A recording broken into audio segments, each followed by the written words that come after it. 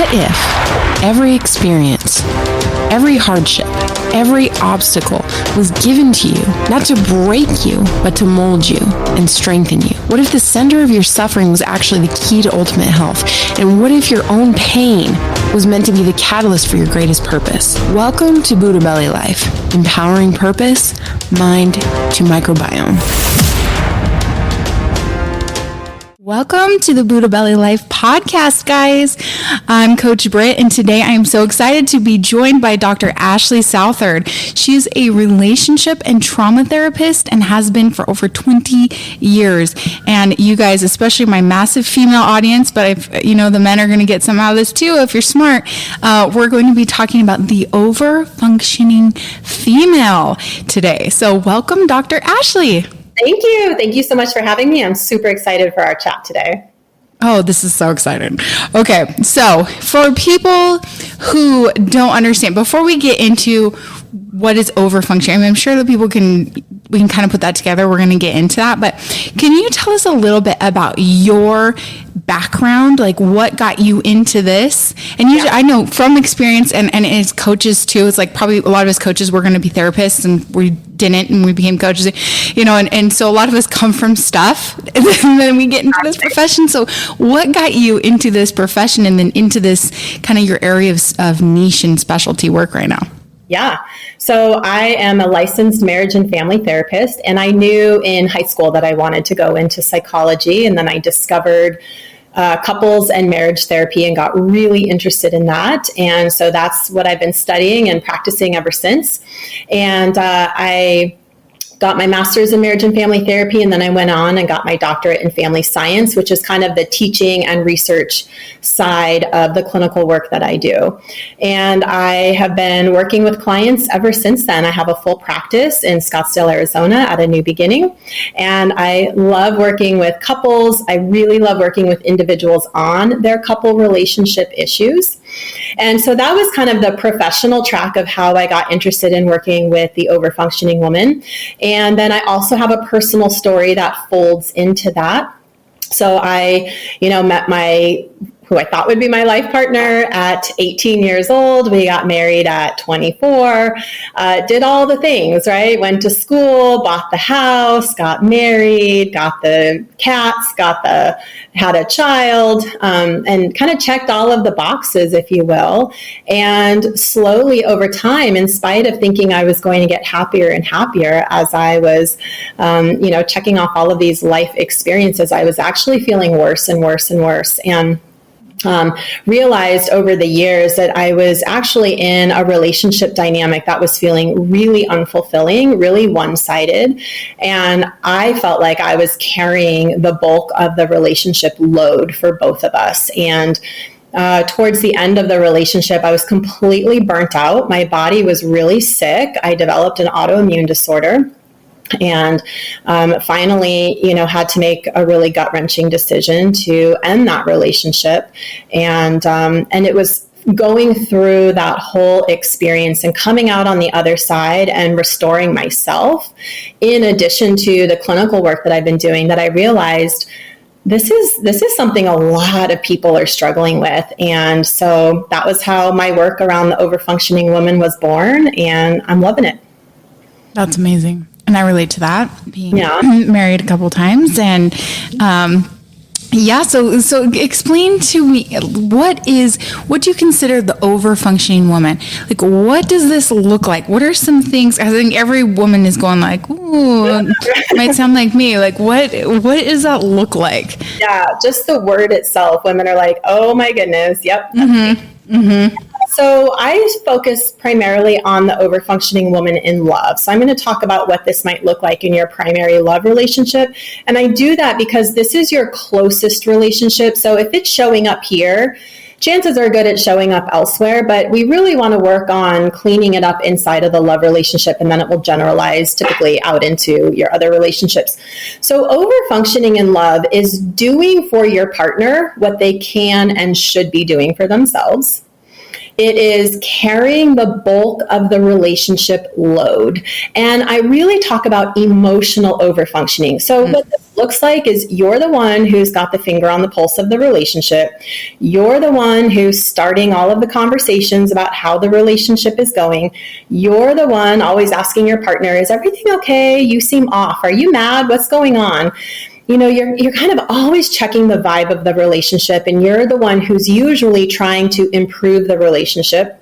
And unfortunately, getting met with a lot of resistance, some type of dismissiveness or defensiveness, disregarding you, and which then compels you to work even harder to try to engage your partner in a healthy way. And so it becomes this really awful cycle of you're over-functioning, you're trying to do a lot of the relationship work, which then is kind of fueling their under-functioning, is what I call it, which is the polar opposite of over-functioning. So, they're resisting, they're defending, they're dragging their heels, they're not doing their part, which then fuels your over-functioning, and round and round and round the two of you go until typically the over-functioning woman, like I said, is completely burnt out and has nothing left to give. She's exhausted, but she's also resentful. Mm-hmm. And I think a lot of people can relate to that. Mm-hmm. When you talk about over-functioning emotionally, because you guys, when we, just to segue for a second, like we talk about stress and the connection to autoimmune disease, but the relationship between emotional or relational stress is insane. And if this is hitting like early life wounds, where do you have opinion on that? Do you think like it's not just always like where we are in our relationship and how we're behaving in this, but a lot of the times our bodies and our systems are reliving behaviors that we learned in early life, our relationships to our fathers and people in our lives. Do you? Exactly. Yeah. I actually just taught a masterclass on this very topic, the psychology of overfunctioning. The patterns that we do with our partner are typically going to be a recreation of the patterns we learned with our parent or parents. So the overfunctioning woman in love, this is not the first time that she has experienced overfunctioning. More often than not, she grew up in an environment where overfunctioning was either modeled for her by an overfunctioning parent, and or it was necessitated for her by an underfunctioning parent, or both. So what's happening with your partner today is a recreation typically of the pattern you had with your parent back then. Mm-hmm. That totally makes sense. Yeah. And that totally makes sense to me. And I think, one thing that I learned a bit, I went through a lot. I got married very, very early too, and we had a long distance relationship. So we didn't even know each other, and we ended up married and have a baby and do all the things, right? And we were just so not right for each other. And so we got divorced, which got me right away into a relationship with everything I was missing, or the things that I was focused on that I was missing, right? And it allowed me to oversee massive red flags that were abusive and detrimental and super unhealthy. And again, I tried to put all that work into that. And you know what I mean? And then, so the third marriage later, which is my greatest shame, but we still struggle. We're a blended family. We've got lots of neurodiversity in our family, tons, 6 kids, all that stuff. And we've gone through some incredibly hard things with functioning. My husband's been completely alcohol-free for a year now. He got diagnosed with ADHD 2 years ago. So he had lived his whole life, and it was crazy that he made it his whole life without this being a really obvious thing. Right. But because of all those things, and even the episodes with alcohol, and he was never a chronic drinker, he just, there's these really catastrophic episodes, and he's done an amazing job over the last year doing that. But all these hard things, they happened, and they forced me, even this marriage forced me to grow through and learn things that I didn't learn in the first two. I'd only learned so much. You just start kind of learning, okay, defend yourself, or you have more value than that. Don't allow someone to treat you like that. Don't be in a relationship with that. But we don't really learn codependency. Right. And I had to learn, I kind of got thrown into codependency. I feel like you could have told me it all day long, and I thought that because I'm kind of a talker backer, or I'm not a passive person, I didn't see myself as a codependent until I realized how much of that workload I would take on in all of my relationships. Right. Absolutely. And right? So much of overfunctioning is compensating for what your partner really should be doing to contribute to the relationship, but they're not. And so you pick up their slack thinking, okay, I'll do a little bit more. And then they'll see that I'm doing this, and then they'll want to do it, or they'll want to reciprocate or return the favor, when in fact, that's not at all what happens. What happens is they say, oh, great, you're going to do that? Perfect. I will let you. Train them. You train them. Exactly. Yep. Do you have a desire for fulfillment? Does helping people tap into their own health mentally, emotionally, and physically fire you up? Do you believe in the impact of the gut microbiome on overall wellness? You may be an HWCA coach. For more info on our cutting-edge health coach trainings, visit hwcacoach.com. Yes. And then do you see it on the other end too? Because I feel like, you know, for me personally, I kind of had to come to this place too, where I realized I was a victim of many things in my life for sure, but some of it I was perpetuating. Some things I was setting myself up for by, you know, how I was handling things. And it really did take some things getting just so hard and catastrophic. Like I said, with the drinking, when, you know, and then he did give that up for a year. We're so proud of him. He's done so much work. But some of those things where I realized there was nothing I could do that was going to change what another person's choices are, no matter how much I care about them. No, whoever it is, we don't realize how controlling we are in an attempt to save ourselves or survive or protect our family or do whatever. And we get like just, you know, this crazy ball of tension trying to control all of these things. Yeah. Does that sound familiar to you? Absolutely. Yeah. Overfunctioning really at the heart of it, from a psychological and emotional perspective, is really rooted in a lot of fear. You know, fear, if I tell you what I'm really thinking, you're going to get mad at me, you're going to abandon me, you're going to reject me, right? Fear, if I have a need, that's going to be bad, I'm going to be deemed selfish, right? Mm-hmm. Fear, I'm an inconvenience to someone, that they're going to reject me or not like me. So a lot of overfunctioning is driven by trying to manage all of this fear that we have, that if we actually take up space, if we actually have feelings and needs, and God forbid, disappoint somebody or need them to go out of their way for us, right? Yes. There's so much fear. So then we overfunction to try to get away from that fear and get relief from it. And in doing so, we end up inadvertently really seeking control over the other person. So I do say tongue in cheek that overfunctioning women are control freaks, but I say that with lots of love and respect. I mean, the truth is all humans are control freaks to some degree. We all like an element of control. But when we are overfunctioning, we're trying to control how they feel. We're trying to control how they think and what they do. And one of the hardest parts of the recovery process, like you said, is really realizing and truly accepting that we cannot control another person's thoughts, feelings, or behaviors. What we can control is what we're thinking, what we're feeling, and what we're doing. So I always encourage women, I want you to look at what they are choosing to offer you in this relationship and come back to your healthy power, which is deciding if that works for you. Because so often the overfunctioning woman says, I don't like what they're offering, so let me try to change them. Let me get them to be the partner I want them to be, which, you know, doesn't really work, right? The harder we try to change them and control them, oftentimes the more they're going to dig their heels into how they want to do things. So we want to take a step back and really assess, what are they offering, and does that work for me? And that really is very confronting, right? Because sometimes we are confronted with having to make some really brave and courageous decisions that feel awful in the moment, but at the end of the day are very self-honoring and very self-empowering. And you know, one thing I see women do all the time, and I see it because I was raised like, I mean, I was this way forever. I mean, really so much of my transformation with the codependency piece has been within the last year or so. And my Hashimoto, my autoimmune condition just being so bad. And the whole thing is, I feel like women too, for whatever reason, we are so conditioned to not be comfortable asking for something or stating a need. I mean, sometimes I feel like you don't even know how your partner may or may not respond, or we even gauging them fairly if we're not asking. How many times women go, I shouldn't have to ask that.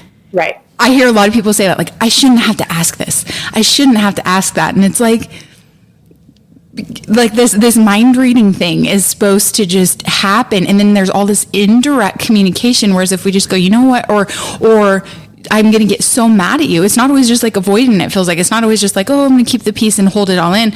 You know, some of us, which was me, it's like, no, I'm going to outwardly be upset with you because you didn't meet, you know, you behaved this way, you did this thing, it bothered me, etc. I'm going to outwardly be upset instead of just directly saying, hey, what you said really hurt me. Or, hey, could you help me with this next time? That you're, you know, can I ask for your help with that? I really need this right now. Can you help me with that? Like, those are just like, it's so funny how a lot of us women, and because I'm speaking for myself and so many people I talk to, can be so comfortable getting so upset at somebody and be like, you're such a jerk. You shouldn't have done this. And you only did this and you only care about yourself. And we can totally flip out. And yet when you go, well, did you ask them if they would help you? They like automatically stop in their tracks and are like, what? Like, it's so uncomfortable. Like, that's just not even an option, right? Right. It's true. So the overfunctioning woman is often a really terrible receiver. You know, person wants to give to everyone, but the minute someone tries to return the favor or do for them or give them a gift or pay for something or take time out of their day to help you, then it becomes so uncomfortable. And really, the overfunctioning woman often rejects other people's offers to give. Now, you were asking about kind of what are the childhood roots here, and oftentimes this comes from those early years where, as an adult, you feel like you shouldn't have to ask, but a lot of times that's rooted in early life experiences where you felt like you couldn't ask. You couldn't ask for what you needed. You couldn't really ask for what you wanted and trust that you were going to get a loving, attuned, safe response, right? Maybe you got the response that you shouldn't be selfish or that you need to think of your siblings or your parents or whoever.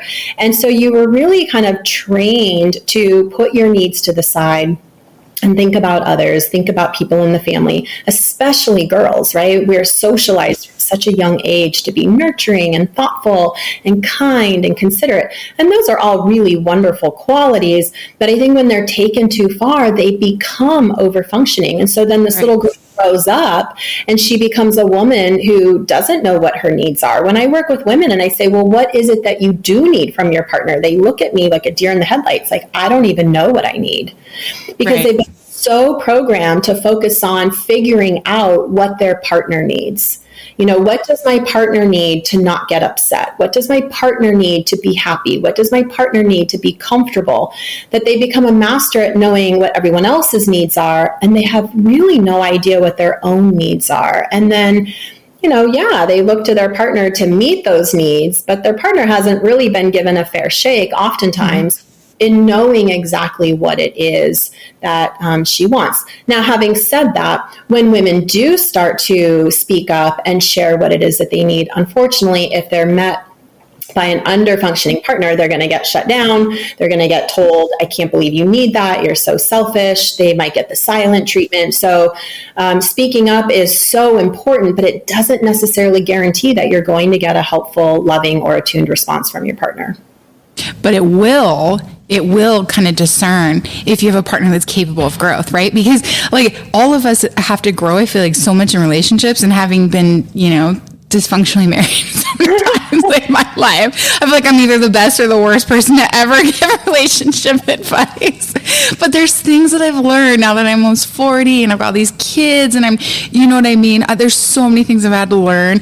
And I feel like, yeah, you at least want an honest, like for me, I know we're going to have to grow together. Like, I am not going to get a cookie cutter man that I ordered out of a catalog who's going to like totally get me and be the healthiest version of himself. We're going to have to grow into, we'll be tested by each other and challenged into growing into the healthiest versions of ourselves interdependently, right? Like not codependently, but interdependently. Yeah, and how do we know what the other person's capable of if we're not speaking directly? And do you not feel like, I feel like that's a big handicap is just that, like the boundaries, the codependency, the awareness of personal feelings, what's okay, and then how to convey them healthily to a partner, right? And so just, you never do this for me, or okay, we're probably not going to get a good response. But hey, I really need something. This is really how I feel. I feel like so many people don't have some of these just communication skills to do this part. And then how do we ever get to know the potential of growth in ourselves or the people that we're with? That's right. That's right. And we do need to exercise direct communication, which can feel really cringy to the overfunctioning woman, right? Because this is tapping into that part of her that says, hey, I am worthy of getting my needs met, which is a really hard place. So being able to go to your partner and be very direct without criticism of what they're not doing, but saying, right, I am feeling this, I am needing this from you, can you do this for me? And then stopping there, no apologizing, no backtracking, but just really unapologetically owning what it is that you need. And then, giving your partner the space to decide how do they want to show up. Because if we're not doing overfunctioning, we are then creating space for our partner to have to own how they choose to show up in this relationship. So if we're doing our part and being clear and direct in our communication, not trying to control the outcome, and then give them the space, then we see what they do with it. A healthy functioning partner, they're not going to get it perfectly. Like you said, that's totally okay, but they are open to trying, they are open to growing, and they want to do this together with you. An under-functioning partner doesn't want to do that. They want to shut down your needs. They want to make you feel bad for even having a feeling or a need, so that maybe they can gaslight you into believing that there's something wrong with you for having this feeling or need. Then you will back down, and then they're off the hook and they don't have to do anything to support you in this relationship. So to your point, if we are coming in with clear, direct, healthy communication and then giving them the space to show up however they choose, we can discern, is this a partner who has the potential for healthy functioning and is showing some signs? We don't want to just hang our hat on potential, but they're showing signs of healthy functioning and a willingness to keep growing together. Right. Or are they not doing their part in the relationship? They're not interested in learning how to do their part in the relationship, and this relationship can't grow. Right. Yes. And I love that. I feel like it took me 38 years to get to that point, and even just to learn. And I've been in therapy for a long time, and but it took me. So I'm like, if you could give anyone a gift, it would be that communication tool of really just tapping into because I feel like if you ask a woman too, we don't communicate usually well either, because like you say, we've been so others focused that we don't even sit with what we want. It just kind of comes out subconsciously. So we know we hone in on what we don't like. Right. We hone in on what's too painful, too stressful, where the resentment's coming out, what's negative. And this is where we get in those loopholes with our partners sometimes, where men feel constant. And I have friends who I love both, different sets of friends, and I get to see from a distance dynamic of other people that aren't me, and you'll see that loop of, the raging bee who's frustrated and stressed out, and the man can never make her happy, and he can never do anything right. And she's so critical, and he's just so impossible. And it's just this loop over and over. And yet you stop and you go, well, have you asked her what she would, how you could help her feel differently? Have you asked him just for what you need, or what could he do differently that would make you, feel this? What's some specific things that he could try today? And sometimes they're all tripped up on it. So you're like, if you don't even know what that is, how the heck is anybody else going to know what that is? I think the challenge with the overfunctioning woman is oftentimes the women that I've worked with, they've been at this for decades, and they, maybe in the beginning they weren't the best communicators, and maybe it was more critical and it wasn't helpful. But as they've evolved and grown themselves, right, they have worked on their communication skills, and they have learned how to come to their partner in a direct, clear way and say, this is what I'm feeling and this is what I'm needing. And they continue to be met with this under-functioning. They continue to be met with defensiveness and dismissiveness and blame and shame for what it is that they're feeling and needing. And it's so painful. It's so disheartening. Yeah.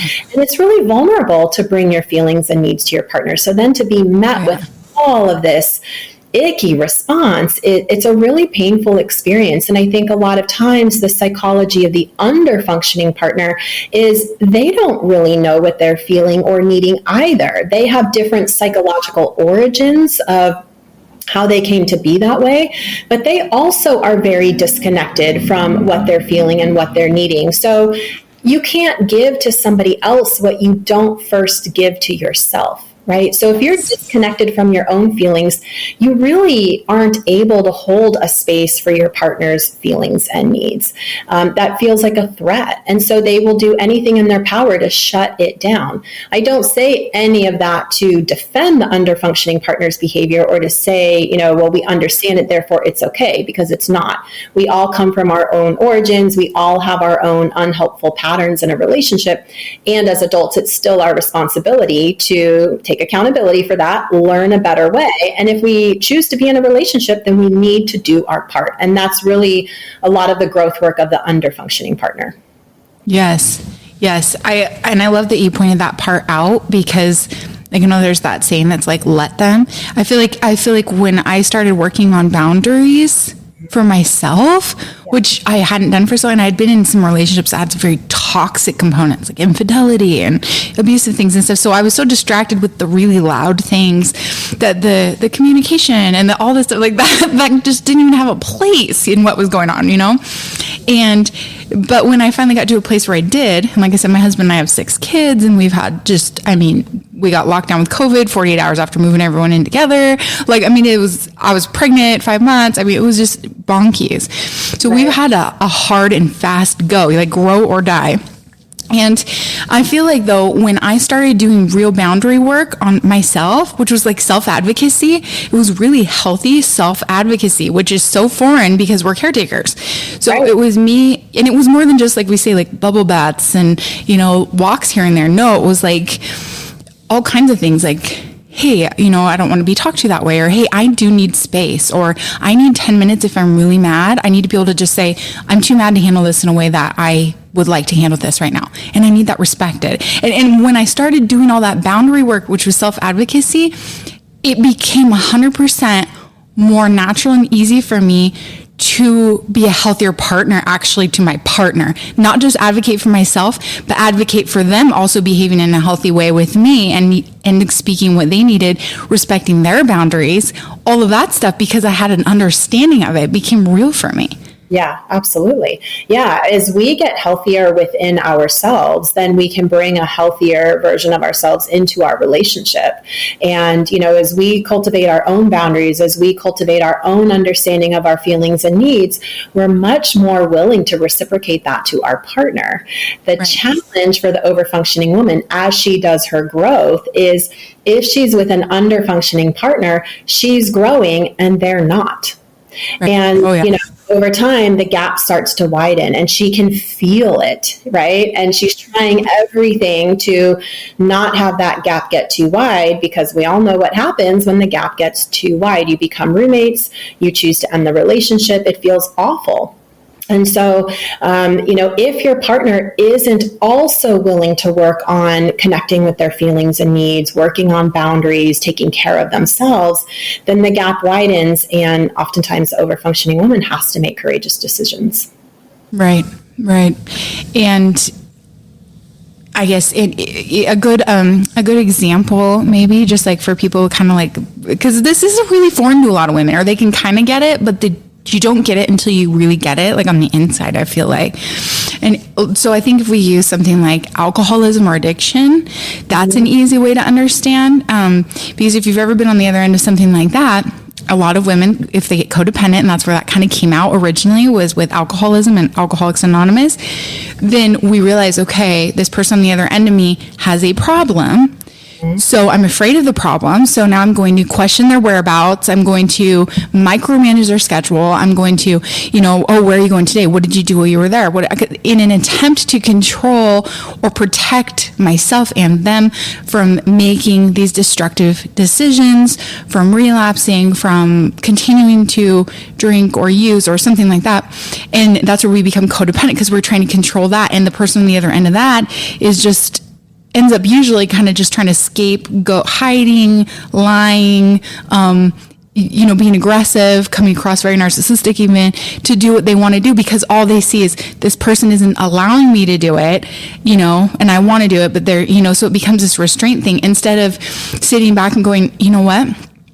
I'm going to protect myself, but I can't control you. Maybe you are going to drink today. Maybe you are going to cheat today. Maybe you are going to do that. And eventually I will find out. I mean, I'm not going to be blind and stupid about it, but I hope you don't. Here, I really believe in you. It really hurts me when you do this. I would love to be here with you and stay with you and grow together. I'd love to help you and go to AA meetings or do whatever. I'm willing to do all that. But I can't do this for you. So now the ball's in your court and you get a chance to show me who you are. And I'm not going to tell you what to do. I'm not going to fight it. I can't. Yep. But I'm going to have to make a choice eventually. So right now I'm here, but eventually I may have to choose not to be here. And that's that power play where you're like, oh my God, I'm my own person. And this is where I do have power over my life, where I don't have to wake up feeling like my whole life is not mine. And then I'm just drugged by the nose by everybody else. It's very powerful, and it's also very, very scary, especially if you've been with someone for decades. Your whole life is built with this person. And so to really hand over the responsibility and accountability to them and not trust that they're going to, handle that very well, it's terrifying. What does that mean for you and or your children? I have a lot of over-functioning women who are moms, and they say, Dr. Ashley, that's a great idea to step back and let them suffer the natural consequences of their own decisions. But what about the kids? We all suffer when they don't do their part. And that is a really, really painful reality of being with someone who chooses to underfunction. So yes, we need to take back our power. We need to know what we have control over and what we don't. We also need to know what our standards are, what we won't put up with. And then sometimes we have to make really brave decisions, which may include, not always, but it may include saying, I will no longer wait. I will no longer put up with this. I deserve better. I need better. I need more for myself and my life and maybe for the children. And so I'm going to have to end this relationship. But if you've been with someone for decades, like I had been, that was terrifying. Was it powerful? Absolutely. Was I terrified? Everything that I knew about adulthood was built with this person. And now I'm going to walk away from that and do life on my own. So one thing that I say is that the pain and the fear of that decision is huge, but it's also temporary. And there will come a point in the process when you can walk through that fear and that overwhelm. You come out on the other side. And like you said, you do connect with your power and you do realize I can handle this. I can live my own life and I can have standards and I can surround myself with people who don't underfunction, who do actually show up in really amazing, emotionally safe ways.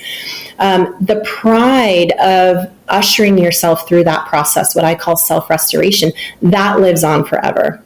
And whether the courageous decisions are to end the relationship, whether the courageous decision is to stay in the relationship but have very firm boundaries and let whatever distance is there be there, because that's what the underfunctioning partner is choosing, whatever the courageous decision is, it is very powerful, and it does leave you full of pride to know that you are advocating for yourself and you are not allowing yourself to be mistreated anymore. Mm-hmm. Yeah.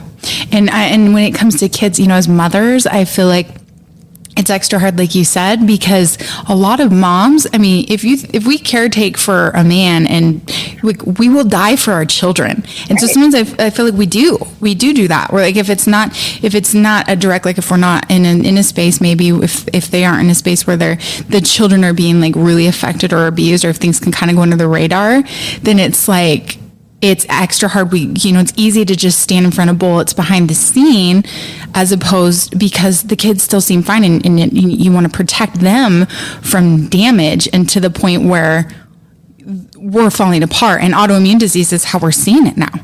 Like, is this something you're seeing frequently? Autoimmune conditions? I know on my end, but.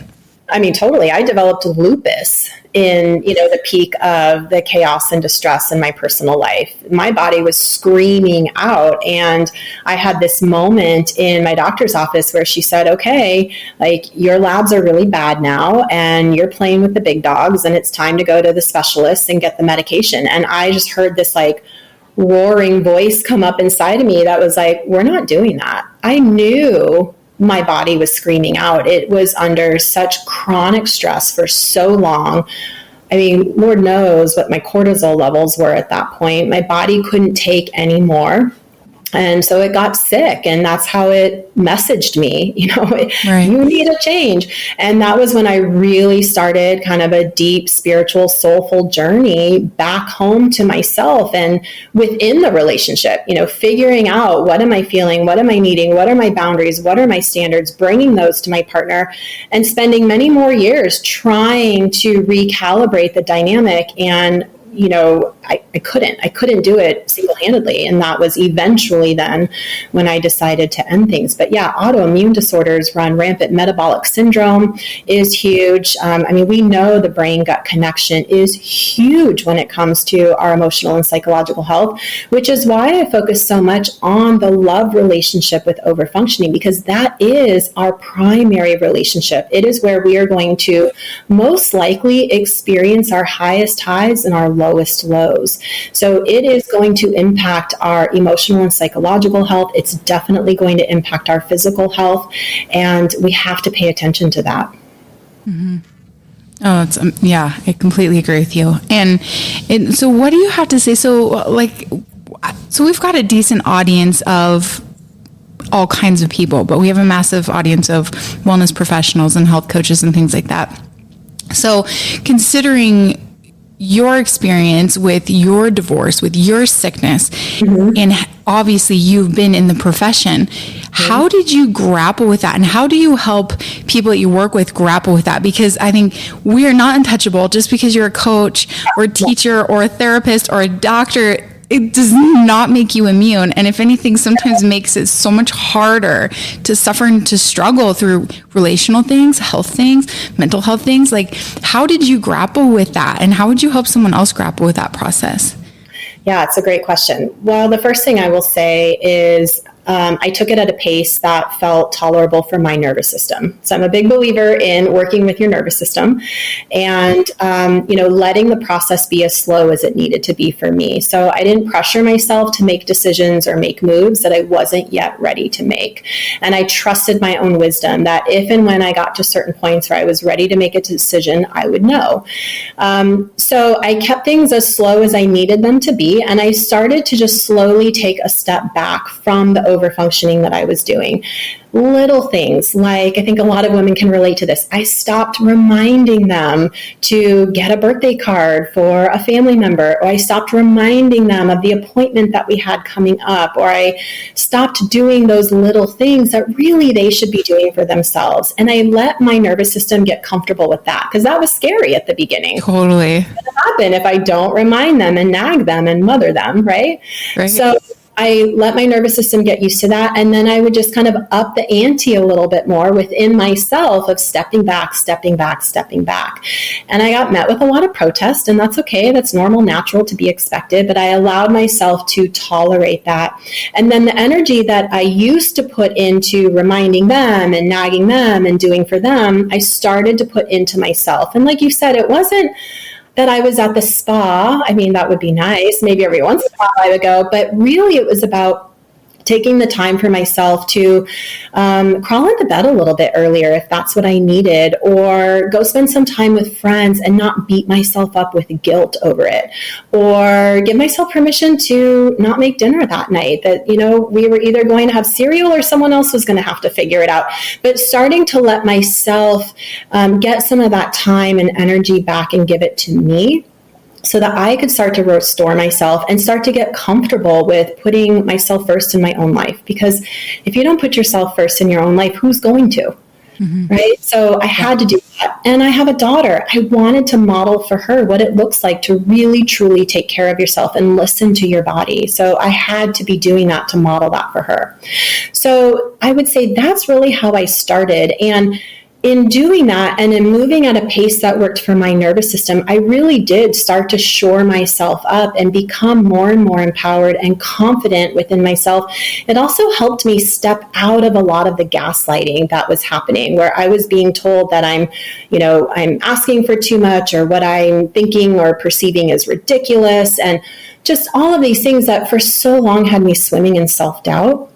I was able to take a step out of that and start to get some clarity and say, you know what, that may be your perception and that's yours to have, but that's not my perception of me. And I started to feel more grounded within myself. So all of that then culminated in eventually getting to a place where my system did start to feel ready to make a radical change. It still scared me, but it didn't overwhelm me like it had in the past. But that was because I really took the time to take care of myself more and more. So then when I hit that point, I was able to step in and start doing it. And this was as a professional therapist, you're going through these processes. Yeah. Yeah, which is even harder. I think it's even harder to be in a relationship when you have some type of personal development background, because it's part of your desire and your profession to like personal growth, which is awareness, behavior, accountability, analyzation, communication. Like those are like the keys to coaching, anything. And so like, I'm always like, relationships can be really hard because of that. I think they're the hardest thing ever.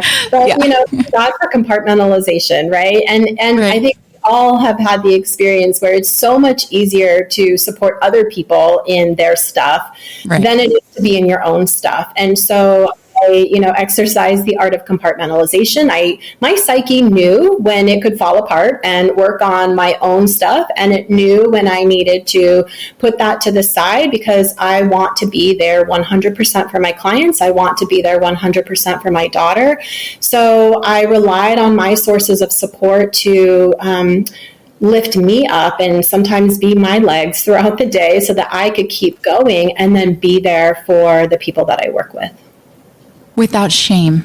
Without shame. Like, you got to have a place to break, because otherwise I feel like we deny that, or we're like, the work I do, or the person I am, or the place I like. I feel like I developed a belief that I could handle so much more. Yeah. Or I should be able to handle so much more. And so then my body would react, and it was almost like there's a disconnect. My mind was like, what are you doing? Like, I know this is hard, but like, you've got this, you've been doing this your whole life. Like, why are you falling apart on me? Right. And it would really be inauthentic of me as a professional to ask my clients to feel hard feelings and do the scary thing of speaking up and advocating for themselves and making brave decisions. If I'm not willing to do that within my own life, I cannot ask my clients to go somewhere where I'm not willing to go myself. So I'm really proud of the fact that, I have walked my own journey, and I am not saying my journey is the same journey someone else should walk. It's unique for everybody.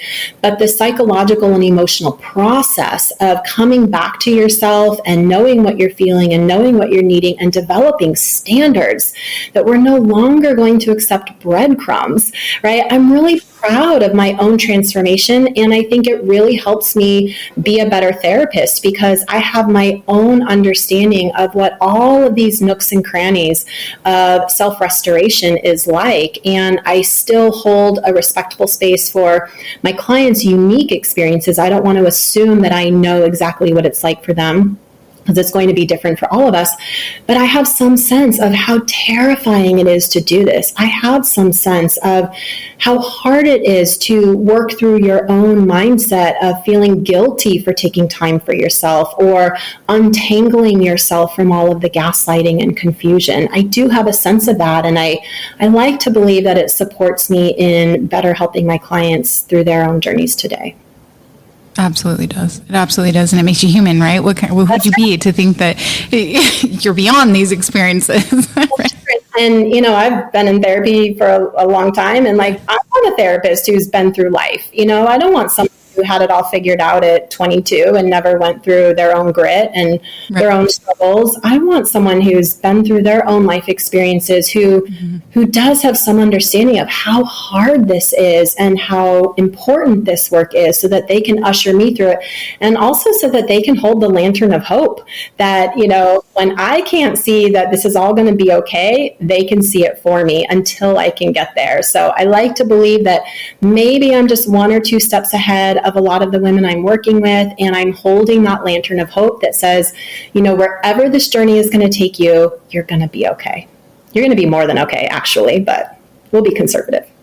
Yes. And I think the gold that you said a few minutes back, so if you guys didn't catch this, I just want to reiterate what she said, is when you said that you freed up space, it was when you stopped doing all of the over-functioning things, which is considered like very codependent behavior too. All, you know, being motherly in certain things. When you let go of a lot of those things, you saved up space for yourself.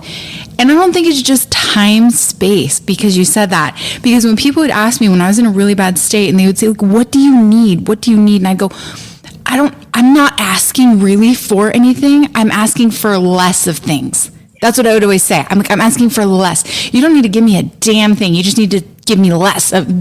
Stop giving me so much. So I feel like I'm just carrying the weight of the world on my back. I can totally self-soothe, you know, and I kind of come from an unhealthy place. I have to learn to allow in healthy relationships and ask for help and things like that. Yeah. But I would just be like, this isn't happening because I'm asking for something specific right now. You know, maybe if I get healthier in a space, then I'll be like, hey, I would like a little more of this, or something like this would help me. But in this survival place, I'm just asking for less. It's like listening to a blaring speakers in my ears with the lights strobing in my face. And I'm going, you don't need to give me anything. You just need to shut this stuff off for a minute. Like, I can't handle essentially what is there. And that's right. What I kept saying. Yeah, it's like our nervous system is on overload with overfunctioning. Oh, yeah. You know, our mind is racing a mile a minute because we're always trying to stay 5 steps ahead of our partner, and maybe our children as well. And our body is going full speed. We're running on fumes. We're getting up early. We're staying up late. We're trying to conquer the to-do list. And, you know, we don't take time to rest. That's not, quote unquote, productive, right? And so we're just completely frazzled. Our nervous system is totally fried. It's really no wonder we all get sick at some point in this, because our system cannot keep going. It's not meant to live in fight or flight in this prolonged chronic state. It's not meant to have cortisol dumped into the bloodstream 24/7. And so you were asking, like, you know, how did I grapple with this? I mean, exactly what you're saying. Part of it was just quieting everything down, like literally finding ways to get peace and quiet. If I needed to go take a walk just by myself, to be out in nature, that was very grounding. Sometimes I'd sit in my car if it meant I could just have 15 minutes of peace. My system just needed that sense of peacefulness. It needed a sense of safety, not just physical safety, but emotional safety. Mm-hmm. And just turning the volume down on everything so that my thoughts could have a chance to start to slow down. My body could have a chance to start to slow down. You know, sleep was nearly impossible for me because my system was so revved up. And I'm still working on coming out of that chronic fight or flight. I still need to sit myself down and not have the TV on and the phone in my hands, multitasking. But really giving my system all of those quiet breaks that it really, really needs. Mm-hmm. Mm-hmm. And then you add to that all these things in life, like, you know, we're dealing with so much around 40s to 50s. There's like, you know, all this, everyone's like, it's hormones, it's perimenopause, it's all that. And I know I'm even guilty of being a bit of a hypochondriac. That's probably why I'm in holistic wellness, is this control freakness that we think we can prevent every disease. But of really undervaluing, like if it were a client, I'd be on a different page. But when it comes to me as a person, underemphasizing the power of that lack of fight or flight time, and not realizing that, you know, it's like we'll go get on the supplements and do all the diet and the exercise and just add more checks to our list, and I'm an advocate. Yes, and I'm an advocate of those healthy things, but we spend all our time in there. And if it's not working, then let's add some more checks to our list of more healthy things we should be doing. And we're neglecting that we're over functioning in these other areas. And one thing I even pointed out, I realized about myself is I was like, the rumination that happens and perpetuates my stress when my nervous system is overdone is killer for me, because what it does, my brain will just run, and I'm driving to go get the kids, and maybe like I have a 15 to 20 minute drive, and this could be a moment of like breathing, of quiet, of maybe a song that makes me feel good, of happy thoughts. And instead my brain would be racing from all the things I need to do when I get home, or fear of this, or thinking about what just happened that I'm still upset about, or I'm thinking about, or I'm worried about. And my brain started literally being this incessant, noise that just kept my nervous system up all the time. And that was and that's been a really hard thing for me to try and be aware of and try and control, because it was just is wasting every moment I have of my life, even a nice walk. Yeah, absolutely. So overthinking is one of the traits of overfunctioning, where your mind is always racing. And like you said, it's overthinking the conversation that you and your partner just had, overthinking what might they be thinking right now, what might they be feeling, what kind of reaction are you going to get from them, what should you do to try to make it better, how can you come home and, smooth things over with them. So what I encourage women to do when they catch themselves in that overthinking loop is to bring the attention back to what are they feeling right now, and what are they needing right now? Because oftentimes when you're in that overthinking loop, part of the loop is it's about someone else. So you don't have all of the data. So your brain's trying to sort it out, but it's not about you. You don't know what they're thinking. You don't know what they're feeling. You don't know what they're going to do. And it's really not yours to figure out. That's theirs to figure out. Whether they do or not is a different story. So when you notice that, come back to yourself. This is part of the healing and the self-restoration is, I just caught myself thinking what they might be thinking or what they might be feeling. I need to come back to what am I thinking? What am I feeling? And most importantly, what am I needing right now? It might be something I can give to myself. It might be something I need from my partner. But what is it that I need? And then how can I clearly and directly communicate that? Or how can I get that need met? Absolutely. Yeah. So where would you say someone start? I mean, because I think a lot of women are going to resonate with this whole thing. They're really going to resonate with it. But what are just some of the starting points that you think that they need to start with if they feel like this is them? Yeah. I would say the first thing is just give yourself some time and space to observe how you overfunction. Self-awareness is such a huge part of change. And I think so often we preference behavioral change as the gold standard of change. But long before we make behavior change, we're making internal, mental, and emotional changes. And that starts with self-awareness. So just start to notice, where are you overfunctioning? Where are you overthinking about them? Where are you over focused on them, over accommodating, over giving, over forgiving? All of the ways that you are trying to regulate them and keep them comfy, cozy in the relationship at the expense of yourself. Where are you building up resentment, right? Where are you shutting down your feelings? So starting to notice that, I encourage people to write it down because it's really easy to forget these things. Just give yourself lots of time to observe and then take those baby steps of stepping back. Like I said, stop the little reminders of getting the birthday card or don't forget about the meeting. Stop doing those little things so that your nervous system can start to get used to what it's like to not overfunction as much. But don't expect yourself to go in and make huge changes right away. This needs to be baby steps and keep it within that window of tolerance. I think another piece is to really learn what is another way, because so many women, they come to my Instagram page and they're like, oh my gosh, I didn't even know that this was a thing. I just thought this is how relationships are. I didn't know that there was another way. And I thought I'm crazy all the time. Not crazy. And so I would say, if you want to learn more about this, certainly head on over to my Instagram page. There is a ton of posts on there that will educate you about a lot of the nuances of overfunctioning, the thought process, the emotional process, the response that you get from your underfunctioning partner, and then the alternative. So I try to weave in like, this is the overfunctioning and this is the self-restoration. This is what it should feel like, or what it should look like when you have standards, when you're met with healthy, safe, attuned love, right? And so starting to learn that there's another way, that will help you really start to discover what it is that you will no longer put up with and what you expect instead. That's great advice. Oh, thank you so much for this, Dr. Ashley. And is there anywhere else they can find you? Your Instagram page is, I'm going to put it in the show notes too, but...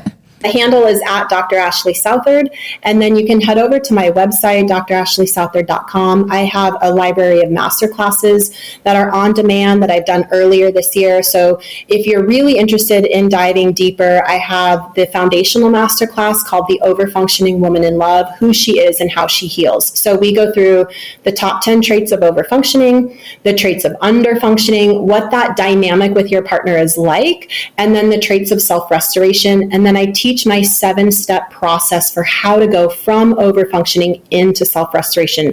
So I break it down and I talk about the fears that come with each of these steps and how you can really work with yourself to overcome those.